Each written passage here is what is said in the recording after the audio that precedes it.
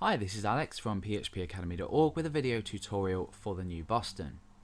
In this tutorial we're going to look at creating a very small sample application based on what we've learned about jQuery selectors.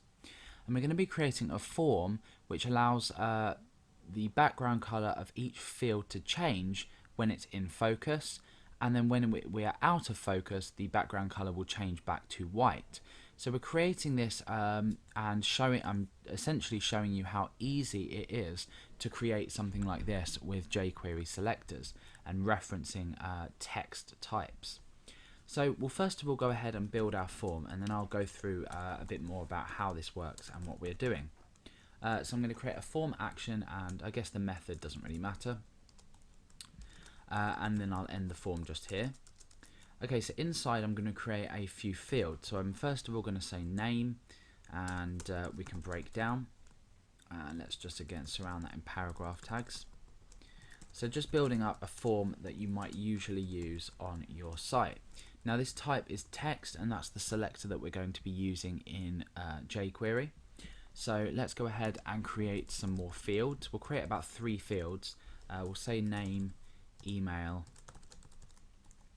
and input type equals text, and we'll go down and we'll create we'll just leave it at that. So almost like a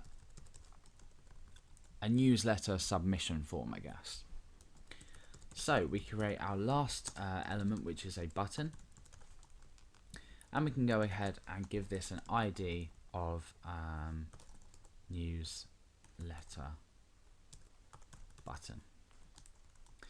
Okay, so now that we've done this, we can go ahead and preview this in our browser. Let's give that button a value before we go any further. So we'll give this a value as sign up. Okay, so now we're in our form. There's 2 things we want to happen. We want our text fields to change as we either tab down, tab back up to them, or simply click on them or click on another field. And when we click sign up, we want this button status, or the value of this button, to change, and then what we want to happen is so the button is disabled. So let's go ahead and look at the form fields first. Now we need to create an event, we need to create 2 event handlers, and the first one is focus in, and then the last one is blur. So we're going to use the blur to change the background color back to white, and the focus in is going to change the background color to, say, yellow, for example. And we're going to be doing this using the CSS manipulator. So inside selectors.js, which we have included down here, we want to go ahead and start to create our focus in.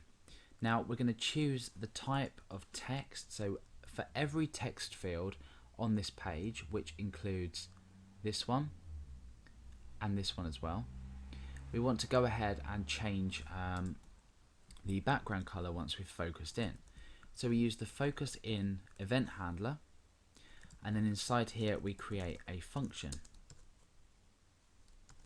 We pull that just down a bit, and then we can start writing the code for when we focus in. So we want to select this .css. Remember, this will refer back to the current field itself. If we were to, for example, do text, then despite the fact that we may be clicking on this field, both of them would then apply the CSS action that we've specified here. So we only want it to happen to the current field that we have clicked on, or the current field that we've tabbed down to. So the current field that we've focused into, essentially. So we supply the CSS function with 2 parameters. The first one is the part of the element that we want to change, so background color.